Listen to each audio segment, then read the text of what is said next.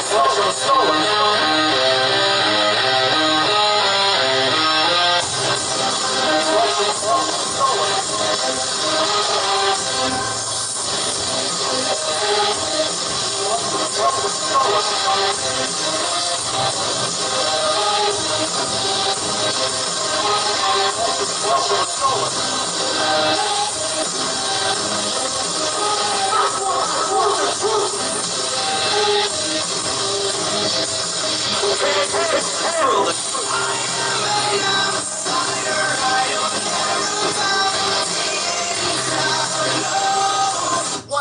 happens when truth doesn't matter anymore? Good morning, another Saturday morning. I'm your host of The Outsiders, my co-host, my exquisite co-host, Kim Banks. Happy Saturday. It's snowing outside, did you know that? No. I'm coming, we're driving in. I heard it was supposed to snow. It's snowing outside. And I have to get this out immediately because I'll be in trouble if I don't. My lovely wife's birthday was yesterday, so Happy birthday. Yay, happy belated birthday, Talisa. And we had a nice time celebrating the B-Day of my lovely wife. And in studio, our in-studio guest, Ms. Brittany Covington, second time around. Yes. Welcome, Brittany, again. Yes, we want to finish out.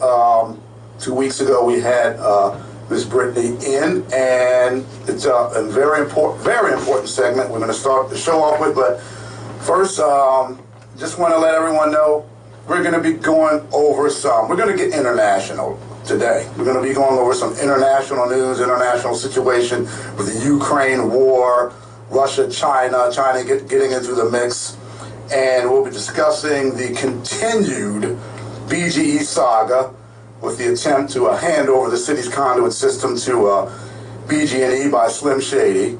And yes, we will be using our usual repartee during the show, as only the outsiders can do, because we're all out of bubble gum.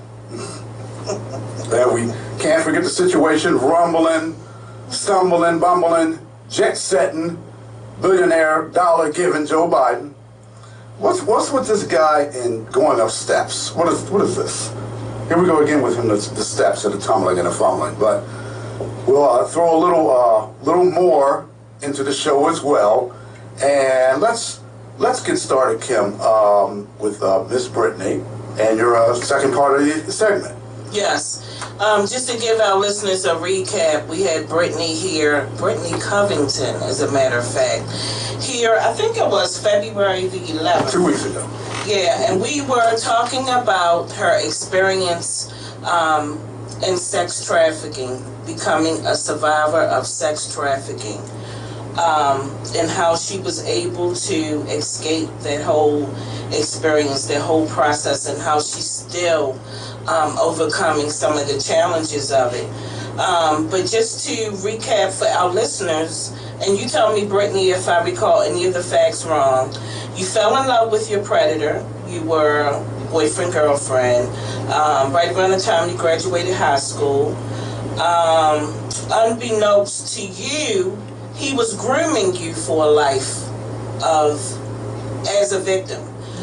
You followed him to Georgia, where both of you lived with a family member, and there is when the verbal abuse, the physical abuse escalated, and he was able to control you through fear and drug addiction. He started out asking you to sleep with some of his friends, and then that just graduated into his requiring you or forcing you to sleep with multiple people. You were able to finally release yourself from him by talking him into letting you come home to Baltimore for a funeral. And then once you were here, you just never returned. So that's the gist of what we talked about and what Yeah, happened. and before we get into it, I just wanted to go back to 2 weeks ago and talk about what we did. When it came to my grandmother and me, my grandma, she did her best to try to ask questions about a lot of things. But as you do know, as children, we don't always be honest about a lot of things. And it's not, I'm very strong-headed. So if I'm going to do something, I'm going to do something. It's very hard to change your mind. It is very hard to change my mind. If it's going to be positive, it's going to be negative. It is what it is. It's going to happen. With her and with a lot of women, a lot of mothers that is mothers to these women, honestly, you cannot blame them for anything because you cannot hold blame to someone that does not know, especially if they wasn't trained if it's wrong. You have to understand, training runs deep. If they don't know it's wrong, if they don't know something, you can't blame them. And my grandmother, she is the matriarch of our family. She tried her best to protect us, but if she don't know, she don't know. Yes, and I'm glad you said that because I didn't want our listeners from the last interview to be left with this impression that Pastor Manning, Sarah Manning, just didn't care or didn't do anything, that she wasn't an advocate for you and the rest of your family, and that she's not a fighter for you. But like you said, you didn't share all of the information with her, and she can't step in and help if she doesn't know what's going on. So wonderful. I'm glad we put that out there on the table. So and because we don't I don't want tell anybody everybody that happens in friendships. You go through. You're not going to say everything. Yes, you yes. You tell the good thing. Yes. Or make it Absolutely. alive. That's right. That's right. So tell us how you were able to remain in Baltimore when you came up for that funeral. First of all, did he come with you? No, he had to work. So and I'm talking about your predator, so that people know who I'm referring to. He had to work, so I had to come up with a family member. Okay. They needed someone to drive for the hours. Okay. So I came, and I told them, like, hey, let's go to my mom's house. You took a shower. You don't have to worry about paying for a hotel. You come there. We did, and I just stayed. I only had a toothbrush and a couple, like, outfit. But I stayed. I left all my things. Like, every belonging I had, even down to my dog, I left. And I stayed. He did come here. Well, wait a minute before you. So you have that family member that came with you to take a shower and spent the night? At least no, they left the same day. They left this. Okay, so they left, and then they are going to this funeral, and they are expecting you to now come to the funeral. You're going to meet them there. Is what they're thinking. I did. Okay, but you never make it to the funeral, and you're still at grandma's. Okay, now. So I interrupted you. So after that, then they what? went. Wasn't happy when they returned back home without me. Okay. Was not happy. Okay. He didn't come right away. He came like weeks later. Okay. He came, and this is when my grandmother helped me acquire a job at the cemetery when I was here. So I did sell cemetery plots, like I told you. It was a job that I was talking about the last time. And while I was at that job, he did come and visit, and we were in the basement of our home, that home I was living here at that time. And he said, you belong where I told you belong to, so I need you to come back with me. I said, no, I'm not. I'm staying here with my family. And he attacked me. Okay. When you say attack, what happened? Hit me. Okay. Reminded me that I was, a junkie.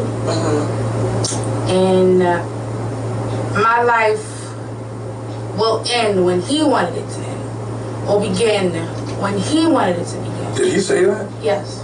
And wow. I almost went back. There are other people in the house upstairs while y'all are in the basement? But I didn't know what their life. My thing was, I'm a very family-oriented person, and I'm very afraid of my family being hurt. Like my grandmother, you can do whatever you want to do to me. I don't care. But when it comes to my grandmother, when it comes to my sister, when it comes, no, I would give my life for them. And that's what I thought I was doing. So I left the house with him, like going around. I did things with him while he was here, just to get him out the house. Okay. Your family is watching you leave with him? Did they know? They didn't know. They didn't see you leave with They him? didn't even know. They didn't even know for years until, they didn't even know I was going through what I went through and where I was at until I went to therapy. And I had to be reminded that my nightmares was the truth. Okay. And my grandmother asked me, I asked you. I said, Ma, I didn't even know it was happening.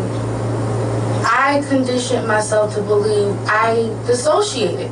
For years, in the midst of it, I dissociated.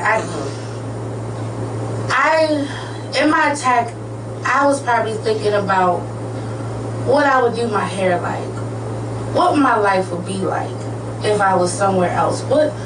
I wasn't in the moment. I learned how to be somewhere totally different. So honestly, I didn't remember those attacks while the attacks were happening. Yeah, it was like an out-of-body experience. Until I got older and I had to sit and go into therapy and had to actually remember. Yes. And I remember remembering, and I ran outside. My grandma was in a minivan, and I just cried. And I told her what happened to me. And she said, I knew something was happening. I just didn't know how to ask. Because you were different. You weren't my sweet baby no more. You were quiet. I said, Mima, I don't know what happened. I just know something was wrong. I just wanted love. Of course. Most of us, if not all of us, that's all we want. No, because I was bullied all the time. Yeah. I just wanted love. Right. And he was kind. And he took advantage of it. He took advantage of it. I was 14. Yes. Lord have mercy. He was handsome. He was like every girl dream. Yes. So he was your dreamboat. Yeah. Okay. And most of us women, we know how that goes. Yeah, I see how I didn't even believe I was sucked 30. into foolishness. Turned into a nightmare. Wow. Now, okay, so he had come in town, and you two were off doing, I'm sure he had you, convinced you to do a whole bunch of ridiculous stuff.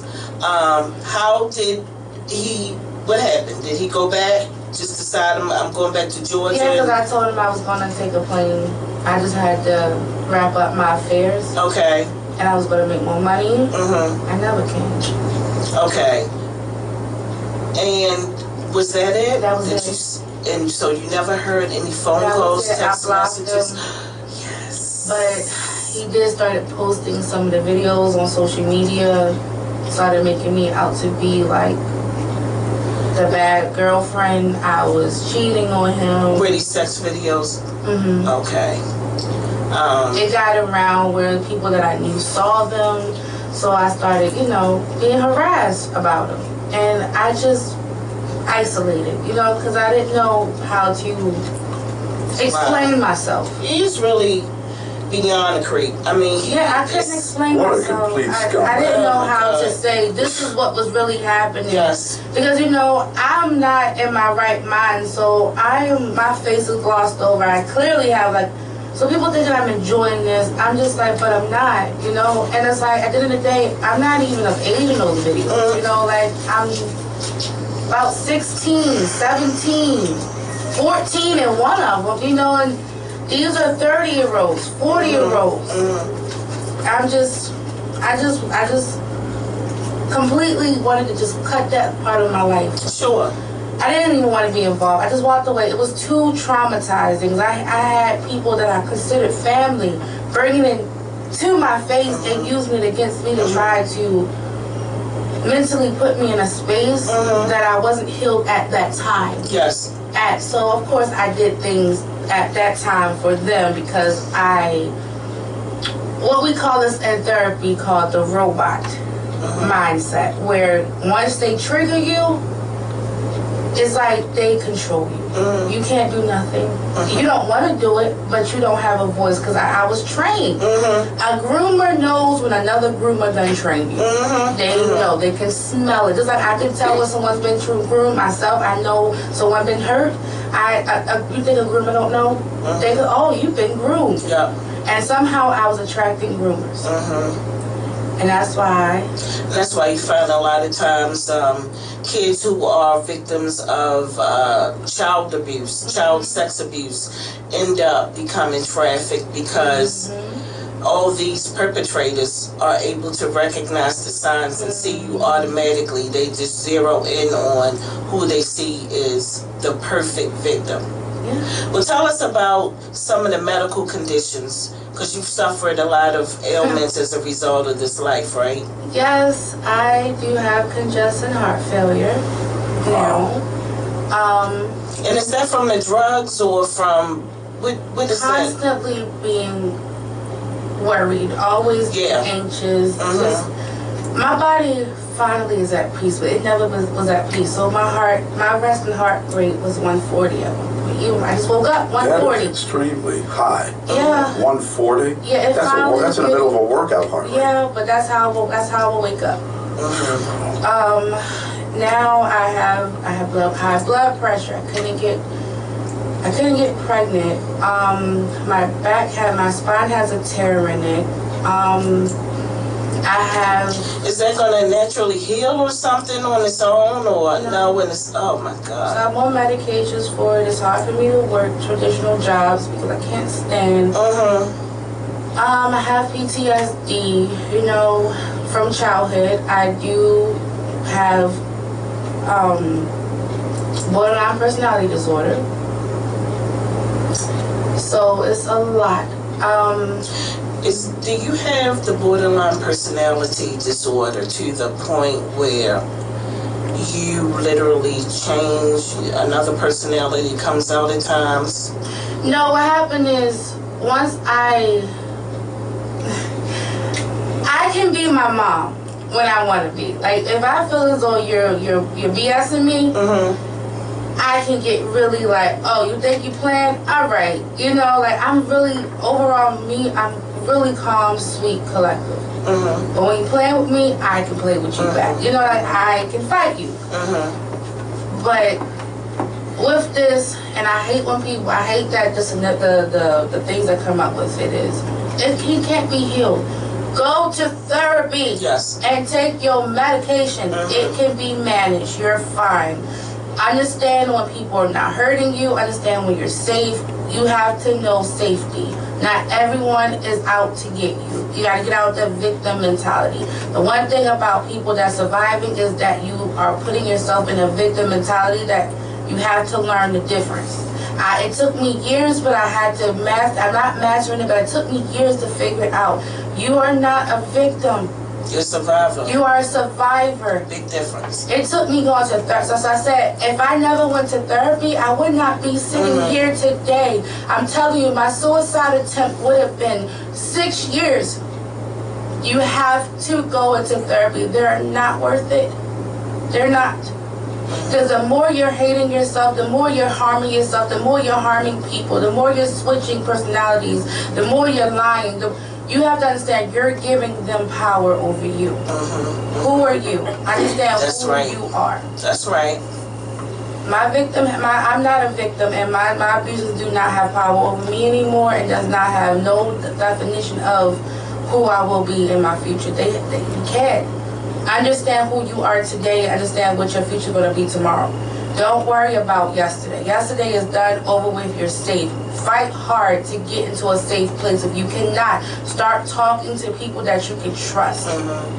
Get to help. And I want to say also that society needs to stop victim shaming. Yes. Because a lot of us feel like until we learn the details and really are invested in finding out as much as we can about what happens and how we can help, we think that a victim can just leave at any time. No. It's like you probably have gotten a lot of questions of, well, why did you stay? Why did you stay so long? But it's not as easy as made that. about me. It's like, Yes. one, they don't come as, I'm gonna beat your tail. It's, I love you. Mm-hmm. You will always have me. You have a home. For a person that never truly had a stable home, Mm-hmm. you have to understand what that truly means to Yeah. someone. That forever word. That forever word, it takes me. I always said this. When you come in my life, I'm like a teacher. You have an automatic A. Mm-hmm. It is up for you to keep that A. So Mm-hmm. I will trust you. You have to keep that trust. So your words mean a lot to me. Mm-hmm. But now that did change. You have 1 or 2 times to break your promises, and I'm gonna be like, no, I can't trust your words. Okay. But a lot of them, I'm like, I kept giving them chances after proving it, chances after proving it, chances after proving it. I stayed thinking he was going to change. Yes. I waited for that promise to happen. It never came. Mm-hmm. All it did was take my energy, take me. It took me. I waited for me to be important. I waited for my health to be important, my safety to be important, because I cook, I clean. I literally was a modern day slave. Yeah, that's I really rubbed what his it. feet and still worked and still did everything he wanted me to do, while I got whooped if the food was cold. Yeah. He was so lucky because you could have just as easily put something in that food. Yeah. Something in that drink. You know what I'm I think saying? about it. Woo! Yes, I'm not gonna lie. Yes, but I thought about. I found a journal that I had that I brought back with me, and it broke my heart because I was counting the days that I had of living. I kept asking, is today gonna be the day? He came in huffing and puffing. I wonder if today is going to be the day. He said he wants to take me somewhere. Where is he taking me? Today is going to be the day. I kept waiting for my life to end. I was waiting. That's incredible. I just can't even imagine feeling that way every day and living that way. I mean, it takes such a toll on your soul. The average person, without having gone through anything of what you've gone through, would feel like we're suffering, you know. But to deal with that, it's just. But imagine. But that's such a testament to who you are. Yeah. That you're here. But you're doing better. I mean, it's fantastic. And you have lived to be an inspiration and proof of the fact that God would pull you through anything. Exactly. Anything. And you are still just as beautiful. I just love it when you talk. You just sound so innocent. I have to remind myself of what you've been through because you're still so sweet. It's amazing. But look, because we always have such a good time, I don't want to run out of time. Yeah. Poignant interview. Before I let you tell us quickly, tell us about some of the things that you're trying to make happen, some of the businesses that you're working on. Okay, well, I am in the works of getting a program. I have a cousin. She's in South Carolina. That's my baby. She has a story herself. I told you about her. We're working on getting a podcast together. That's just one. But I have women getting a Zoom call and teaching about the mental health, how you can overcome a lot of things. But I'm working on programs for 12 months. Getting 12 months of a woman. I'm teaching you financial literacy, how to love yourself. Sisterhood. We need sisterhood. Sisterhood. Learning how to love each other. Travel. Actually just saving. Just getting together and just loving on each other. Working out. Getting our health together. Just learning self-love, self-care. If you want to love someone, you have to love yourself first. Absolutely. Rewrite history. That's what I'm doing. 12 months. You get into my program. For 12 months, I'm going to teach you how to save your money. In 12 months, you have to get 50% of your paycheck up. And after 12 months, 50% of your paycheck go back to you. So therefore, you can either invest it into a business. Your children get onto a payroll. So therefore, that will be generational wealth into your pocket and your child pocket. So we can start rewriting what history is to you and how your children are going to look at you and how your children are going to live, how your history is going to be from this day forward instead of what it was yesterday. Right. Tomorrow is going to be different. That's we need right. to learn how to be different. You want to be respected, learn how to respect yourself. That's right. And you can't use the environment in which you were raised as an excuse. You can't use the fact that your parents didn't do certain things for you. It's hard for them to do it for you if it wasn't done for them. Right, you can't they can't teach you something that they don't know. And on that line, I want Rock to share with us some things that he shared with me earlier about his kids. I mean, that's a positive story that just melts my heart. Yeah, Rock, let's hear that. Let's hear that story. I was just saying earlier, we were talking about my kids being raised in the inner city, and so often we hear that we want to blame the youth for doing what they're doing today because of their product, their environment. And I'm saying I don't believe in that because all four of my kids was raised in the city, in West Baltimore, Emerson Village. Okay. I have one that works for the FBI, one's a graduate of Morehouse, and one is a senior at Morehouse currently. I mean, senior at Spelman Yes. currently. Okay. Yes. And they're all doing very, very well. So we That's didn't great. use the excuse of, okay, this is where we are, this is a product of what's going to predict their future. My village didn't allow that to happen. So don't use it as an excuse. Don't use that as an excuse. That's right. And Brittany's story is compelling, and what she's Oh my doing God. is fantastic. Keep doing what you're doing, Brittany, and moving ahead. We're going to follow you, Brittany. Of course, we're going to follow up on on everything this. that you're doing. Exactly. And I am going to get involved. Uh-oh. Yes. Kim's gonna get involved. We're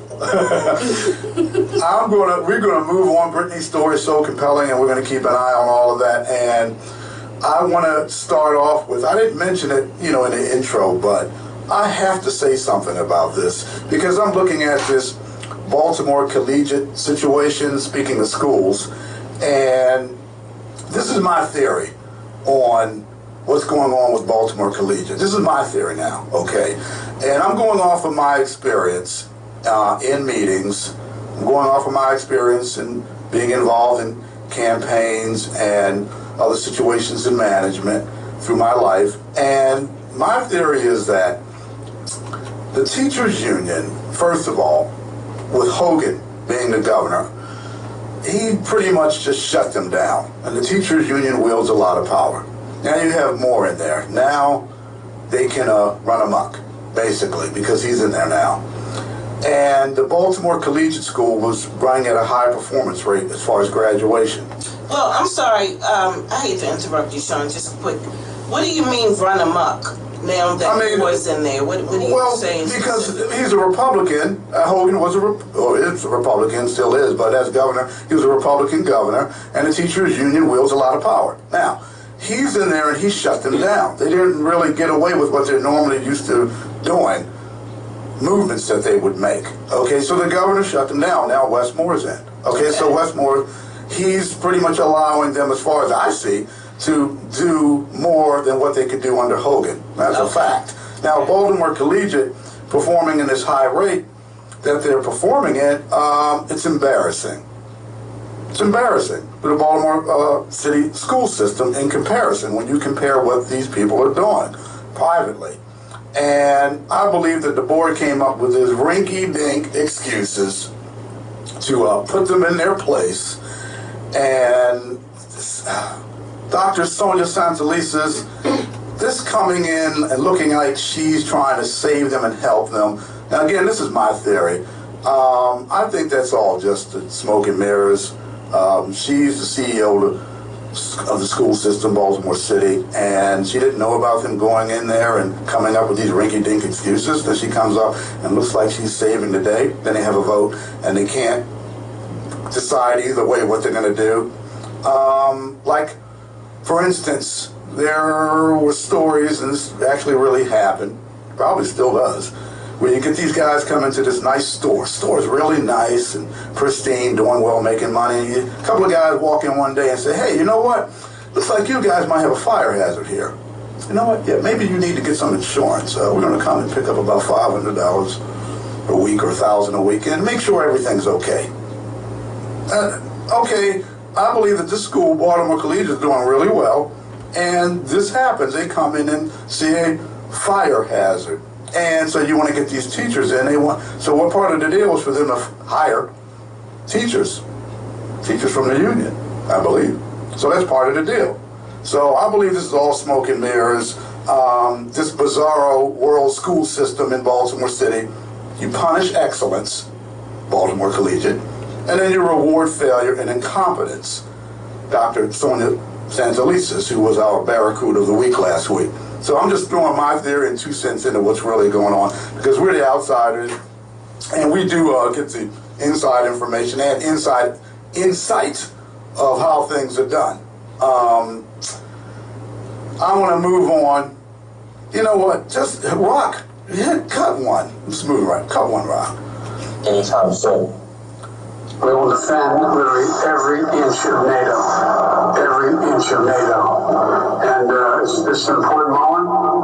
I look forward to the discussion on the next steps we can take together and to keep our alliance strong and to further deter aggression. Because what literally is at stake is not just Ukraine, it's freedom. And Putin in the last couple of days has obviously reaffirmed his involvement in this war, pulling out of a nuclear pact that he had with the US. I repeat, we are not withdrawing from the pact. No, we are suspending our participation. Now, as much as I don't want Ukraine to fall to Russia, and it is Russia's fault that this war was caused, it is worrying to think that this is basically a war to which there is no foreseeable end, because there's only 2 ways it can end, and that is that Russia either wins, which is bad for us, or we commit, and when I say we, I mean the Western allies, we commit to going in there and fighting this war on the ground with Ukraine, which is yet another war we get heavily involved in, and God knows what comes after that. Like you say, James, where does it end? We will defend literally every inch of NATO. Yeah. Every inch of NATO. And it's an important moment. I look forward to the discussion on the next steps we can take together and to keep our alliance strong and to further deter aggression. People, what that means is you have a situation here. You have China aligning with Russia because we're making moves that are just stepping things up to a WW3 possibility scenario with the movements. And this Russia and China, there are other countries that come along with them. It's called the BRICS nations. I discussed this when we first started doing the Outsiders, and I'm going to get more into it. I promised Kim to get more into it. Yes, you did. Yes, I did. And these countries consist of Brazil, Russia, India, China, and South Africa. And it's a network that they have. It's getting stronger and stronger. And the situation here is it's starting to get a little dangerous. And Dan Bongino, he has a few comments on this. I think it's very, very compelling. Well, I cut to. So is China preparing for World War III? The answer is I hope to the hell not they're not. Because I don't like the idea of World War III. Joe? Dee? Anyone? War, bad. No, not a fan either. I'd rather sit here, do my podcast, watch my daughter play flag football, watch my eldest daughter in college, enjoy her time in college. I'd rather not be looking at starvation, nuclear annihilation, war, killing people, people killing us, the threat of people killing us, and us having to threaten to kill other people. I really don't like that idea. I don't like that idea either. Anybody like that? Hey, Rock, you like that idea? No, I don't like that. War, bad. Yeah, war is bad. I mean, war is used to make money, okay? It's funded by certain entities, and it's used to make money. You have the industrial, political, war, industrial, military, industrial complex, which was talked about by Dwight D. Eisenhower right before he left the presidency to let the American citizens know that's what the United States consists of. And this scenario with sending this Zelensky character, and man, what is he, Person of the Year, Time Magazine Person of the Year, and giving him tens of billions and hundreds of billions and billions of dollars. And where's all that money going? Is there any record of it? Anybody have any record of where that money's going? Is there any spreadsheets? Is it itemized? Huh? Ask yourself that question. Rocka, cut 3. I'm sorry. Cut 3. It's to dial it down. But they're not, they're dialing it up. Wall Street Journal, China, Russia, and the U.S. red line on Ukraine. So after the balloon incident over the United States, which caused international chaos, to say the least, and showed how feckless the Biden administration is, you think China would say, listen, sorry, blew off course. My bad. Do a Nelson Muntz. That's not what happened. Tony Blinken, Secretary of State, said after a meeting with one of his counterparts in China that China offered no apology for sending the balloon into our airspace and over our military airspace. They didn't. Joe, does that sound apologetic to offer no apology? No. It sounds like no. Oh, right. It sounds like the opposite. Oh, yeah. Just checking. Mr. Wang from China reinforced the point in his public remarks at Munich, chastising us. They said the spy balloon over our sensitive military sites, and they're flipping us the middle finger, calling us absurd and hysterical? Dang that Wang. That Wang, man. Dang him.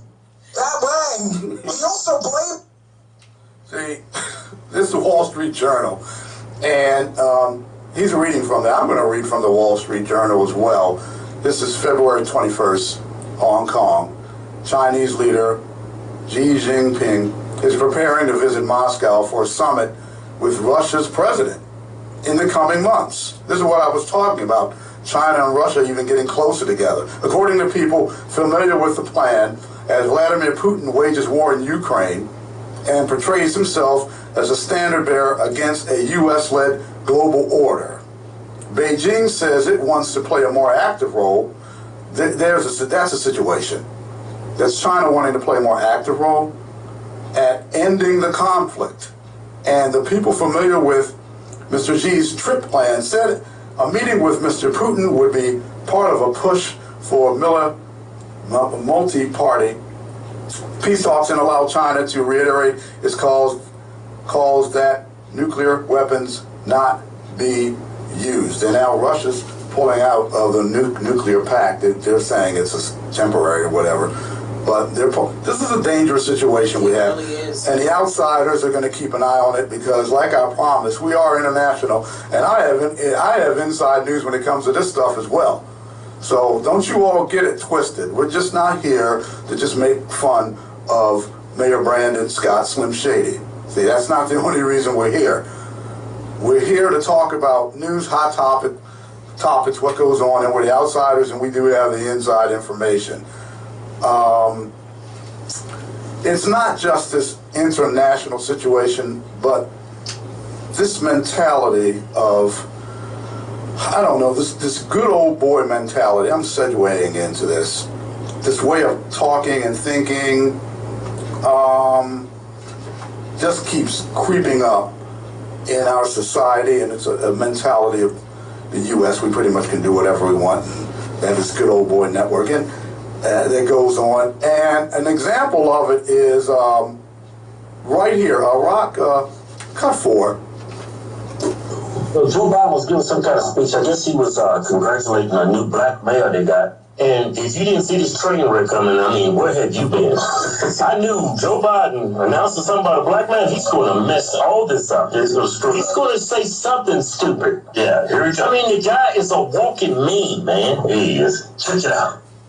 You got a hell of a new governor in Westmore, I tell you.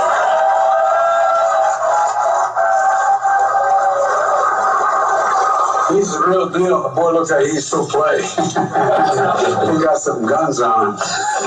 You gonna call the first black governor, boy? What state is the governor? What is that? Boy, I don't know. He's the first black governor. This is important. This is news. This is history here. Put it up. Get your leg off of me. He's the first son. I know he's the first black son. I forget where he's governor of Maryland. The first black governor? Mm-hmm. Huh. Kind of easy. A horrible black candidate if you can become governor up in Maryland. You got Baltimore. Yeah. If you black, you can't become a governor, senator, and like folks from California, like Los Angeles. You're a horrible candidate. yeah. Maryland is I mean, are we overreacting? Yeah, I would say we're overreacting because in baseball, they say ball all the time. Boy, that ball's got a quick stick on him. Boy, that Negro can fly. That boy's got a cannon for him. That boy's got a cannon. They say it all the time, so that's just where it comes from. But you know for a fact, right? And this is irrefutable, right? If that was Trump, they'd have made it about race. You got a hell of a new governor in Westmore, I tell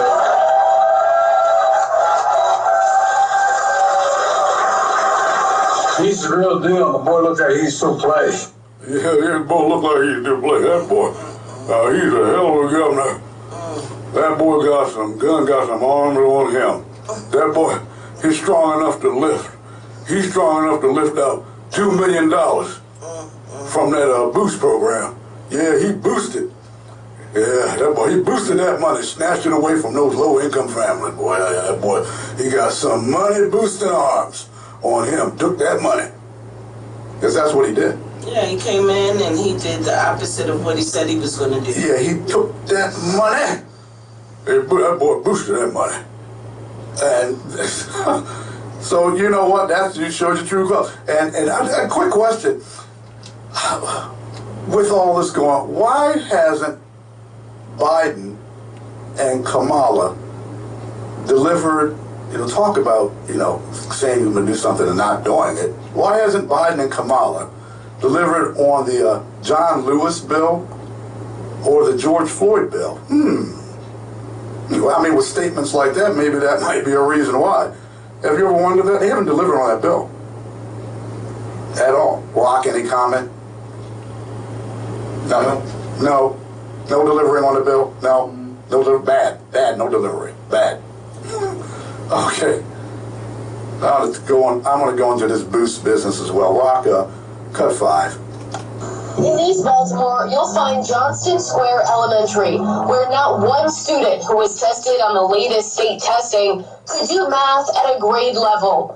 One of 23 schools across Baltimore in the same situation. The school selections weren't great. It's also where Nefertari Lee's son would have been a student, but instead, he attended a private all-boys school. Boost made the transition and made the everyday monthly bills in the household still affordable. For son Bryce, one of the 3,268 students who have gotten a scholarship from the Boost program. Boost provides financial help for low-income families to take their students out of failing schools and put them in a private school. Every option should be on the table. Republican lawmakers backing a bill to make the Boost program law, restoring the $2 million Governor Wes Moore is proposing to cut and fully fund the program. We're committed to our public schools, all of us are. Despite the fact that we're committed to it, we still have students who want to get out of those failing schools now. Yeah, what's going on here? First of all, we got a bizarro situation with the school system rewarding failure and punishing achievement and excellence. And now you have this system with this boost, and you have Republicans trying to help get low-income families funds, or to keep the funds coming for low-income families, and you have the Democrats who just voted it down to take money away from low-income families trying to get a better education. Kim, what do you think of this? We wouldn't even need a boost program if we just did what we're supposed to with the schools. What is that? I mean, we have the schools. Yeah, but the ratings are, you should see the grade. It's 23 schools had 0 the money students. into building better schools. Yeah, but they had 0 students with a proficiency in that grade level. 23 schools in Baltimore City. Dr. Sonia Santelisa's failure, she should have been fired years ago. So, I mean, you got a situation there. As a matter of fact, Cut 6, P.M. Smith, Pastor P.M. Smith has something to say about that, Ron. Cut 6. The money is critical and essential to elevate inner city kids locked into poor performing schools, giving them an opportunity for a different environment and greater opportunity. It makes no sense to me for a young man who knows the value of education and has benefited from it. It makes no sense to me that he would cut money from such a program. And that tells me he's more of a politician than a committed man to the future of children. You think? Yeah. Yep. Yes, exactly. Pastor P.M. Smith, he's a friend of the family. Him and my dad grew up together with the chick Webb, you know, and I know him. He's a good, decent man. He knows what he's talking about, and I'm gonna go along with that. I think it's just ridiculous what's going on, and I'm gonna have somebody, Kim, you're gonna like this, because here's somebody that agrees, in his own words, he's going to explain exactly the situation with what's going on with Governor Moore, him coming in and I guess acting one way and then doing something different. Mr. Alexander O'Neill, I think he has something to say. Rock, cut 6.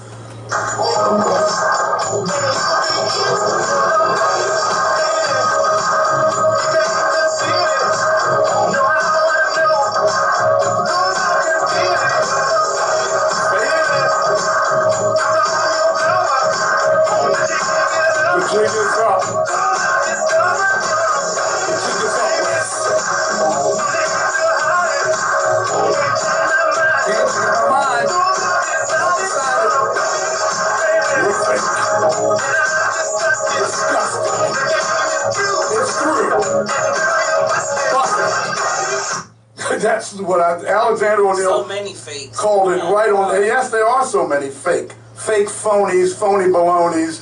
Oh, I'm going to cut crime. I'm sorry, wrong voice. I'm going to cut crime. I'm going to cut crime. I got to move the head around too with the neurological. I don't know. I'm going to bobblehead. I'm going to cut crime, Slim Shady, 15% every year I'm in office. This is what I'm talking about. Fake phony. You know, no way he was going to do that. He knew that wasn't going to happen, while at the same time wanting to defund the police. So how do you square that circle? How do you cut crime 15% each year and at the same time defund the police? Yeah, resources for the police. Phony baloney. Slim Shady. We're going to get into Slim Shady business. As a matter of fact, Rock, could you give Mr. Stinney a call? Mr. Stinney, Desmond Stinney. He's going to weigh in on what's going on, and he's a tech guy. Helps us out with the marketing. Our tech guy. He's a big tech savvy. I mean, he's something else. And he's going to weigh in on this. But until we get Desmond on the line, Kim, how do you believe there are going to be any changes with this system? Any changes? Sorry, Kim. Desmond, are you there? Hey, good morning. How are you? Good morning. Good morning. Rock, could you turn the volume up? Good morning, Miss Banks. Lovely to hear your voice. And he's got that deep. Good morning, Miss Banks. He's got that deep. Good morning. You know, Desmond's voice is deeper than mine. Okay, go Desmond. I'm not as funny as you, Mr. Host. I don't know. You've let off a few good ones, I've heard. But what's on your mind, Desmond? Desmond, what's on your mind? Oh, just continuing to follow these lines and certainly following the outsiders. And I can tell you once again, you guys are spot on with the the news that you're following and reporting on. The Boost program was a big storyline this week, and the about face that the governor made on his commitment to education access for everybody. It's as I said, it's interesting how people become politicians, and the pressures of the teachers union lobby and those types of things. But it once again, we're just not putting the children first. And it's great to hear that they at least are going to let the children in the program complete it and not pull the rug on those that are already enrolled. But it is, I'm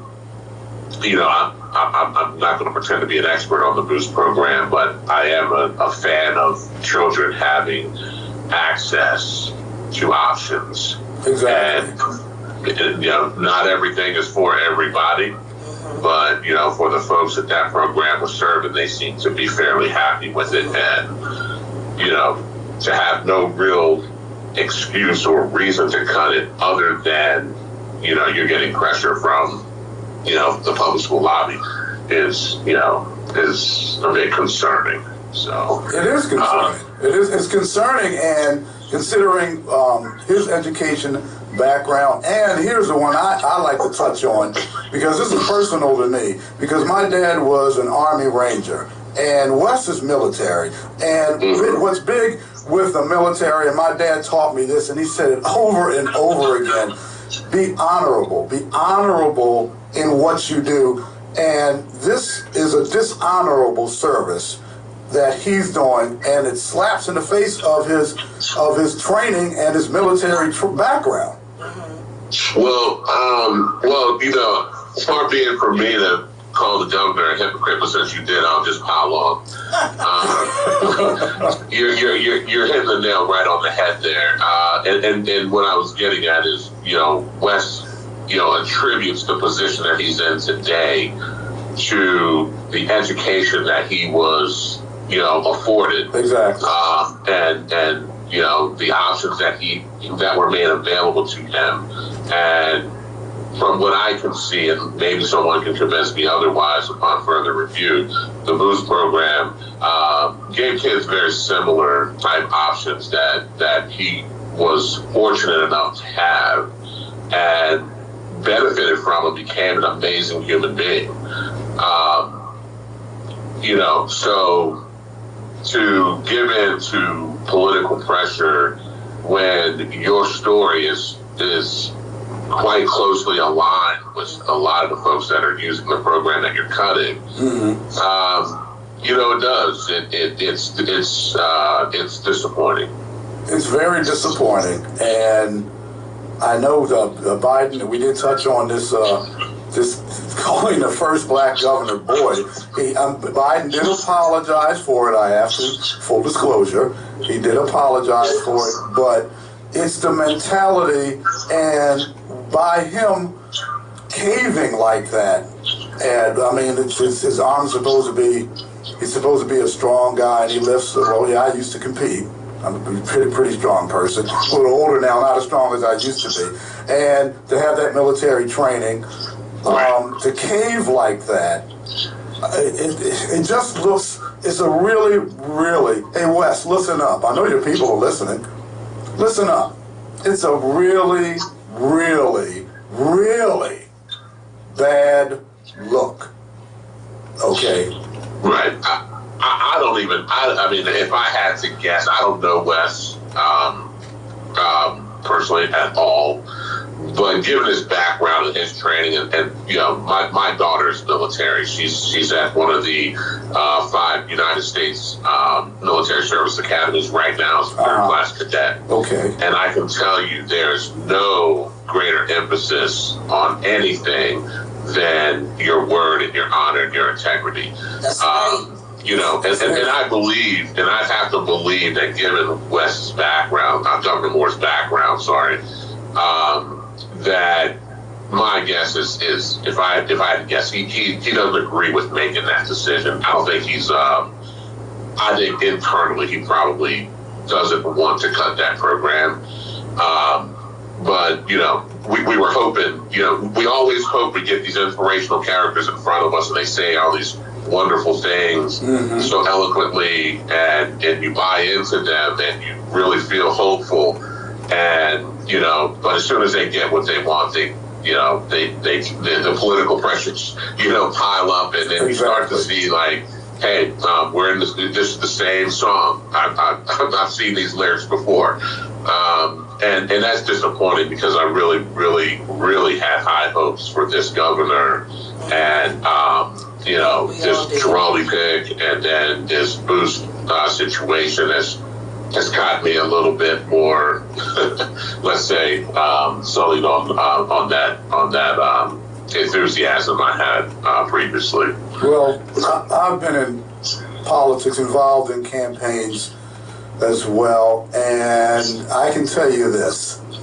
There's what is called those smoky rooms, where you have gentlemen, even ladies, in the rooms, and they have their cigars and their cognac, and these rooms are where the deals are made. People are like, Sean, don't say that. Sean, you're giving too much information out. Yeah, these are the rooms where these deals are made. And I know of several people who are in office, have been in office, where the deal was set in one of those smoky rooms to get them in there.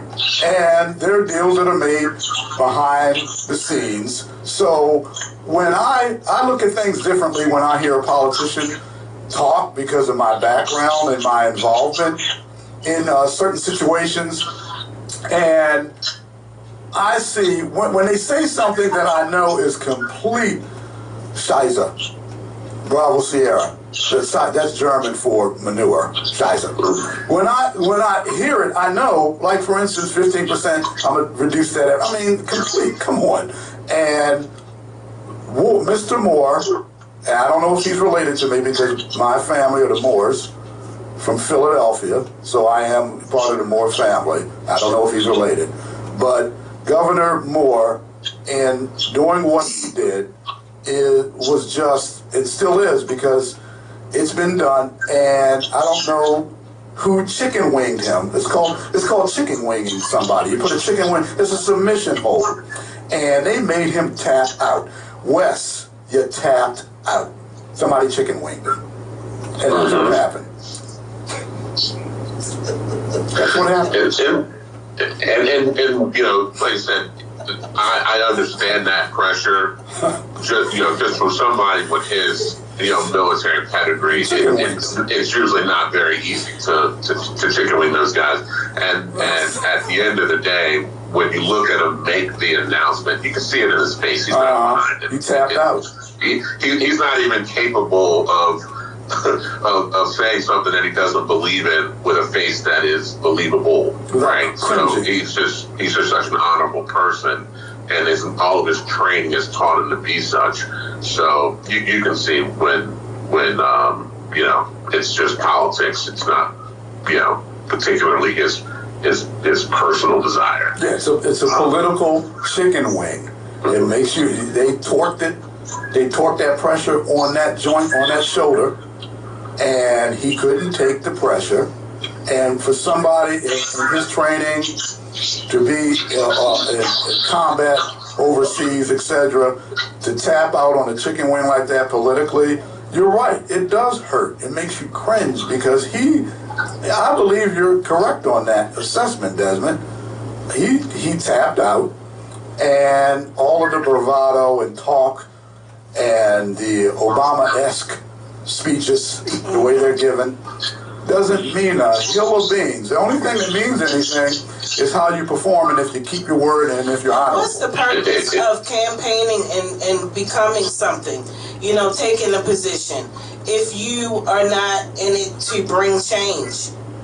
I mean, he's in a position to actually bring change. What was the purpose of him running if he wasn't going to get in there and use the power that he has to make a difference? Maybe he's not that politically savvy and it's easy to maneuver, like wrestling or jiu-jitsu or judo or aikido, whatever, is you're maneuvering your opponent into different positions in order to out-leverage him and make him tap out. Now, maybe he's not that savvy in the political arena where he can, you know, compete. Maybe he has people who are behind him that may have had situations set up for him to tap out. You see what I'm saying? Now, this is coming from somebody who knows what they're talking about. And we certainly need to consider the fact that, you know, this is the first office, the public office that Governor Moore has run for. So sometimes you don't know what you're going to face until you're actually in it. And, you know, he was just put in a position where he probably wanted something more than he needed to keep this. And the trade-off made sense. Exactly. Well, my advice would be to, as a former campaign advisor, or if anyone would like to hire me and they're running for a campaign and they would like to be an advisor specifically for Baltimore City Mayor, please, I would love to advise you. Is this breaking any rules? Yeah, that's a whole nother. Is this breaking any rules? Other can of worms. Yes, another can of worms. But I'm just saying this, that he needs to get some people around him who are like. Well, he's already proven. I mean, if there's one thing that this mayor has proven, is that there's no one of any significant caliber that's going to stay in that administration for longer than a few months. The level. I mean, from day one of this administration, I've received many calls from many different folks inside government that discuss the deer in the headlights and over the head administration that was coming aboard, and none of this is surprising. As far as the way things are playing out, what is surprising, I mean, no one could ever imagine that you'd have a mayor that is siding with a utility and giving them, basically on a platter what they need to raise rates on its citizens, not just its citizens, but BGE operates in, I can't remember if it's 9 or 10 or 11 counties, but it's several counties around the state. And, I'm not quite sure how those citizens of the customers of BGE in our surrounding counties are going to feel about the mayor helping out, with a rate hike for BGE. And the whole deal, just the way that it was approached, the speed at which they tried to get it done, and the level of secrecy was in this negotiation. It's just all, and we see it playing out. Things that we talked about, weeks ago, Sean, and are now starting to be, fairly mainstream knowledge as far as the connections between the administration and the utility through Venable. So I'm just glad that those items are going to be explored. There will be questions. There will be ethics investigations into the acting city solicitor. It sounds like perhaps the Attorney Grievance Commission may be contacted. Information was purposely disseminated that they known was false with the $7 million a year loss. There's just so much around this, and obviously the mayor felt like he could get this deal done and be very quiet about it because of the level of spotlight that was not on him and on other folks. But when you do something as egregious as this, man, that spotlight will turn quickly off of other people onto you, and that's what the mayor's learning right now. And the city's, there are people that are not going to let you just walk around and just do anything you want within government. So he's getting the appropriate pushback, and I think the appropriate check on his power is what we're seeing play out. And I'm so proud of this council. I was very proud when they got elected in 2016. Just new, fresh perspectives, and this group of council members are not opposed to speaking truth to power. And it's really encouraging to see the council band together and ask these tough questions and take these tough positions. And I think that I think that the council should continue to become more powerful, a more powerful voice in our local government. Well, Desmond, thanks for your input. The Outsiders have run out of time. There's been fantastic information that you've given out, and they will be checking on Slim Shady. And everyone, I'm gonna end the program with this. I figure, how can I end the program? John 3:16. John 3:16. Get your Bible up and read it.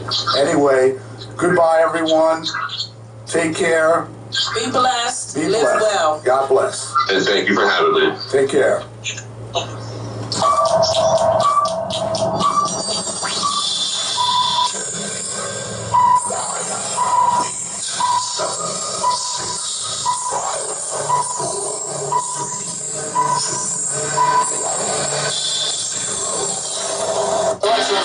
Stolen.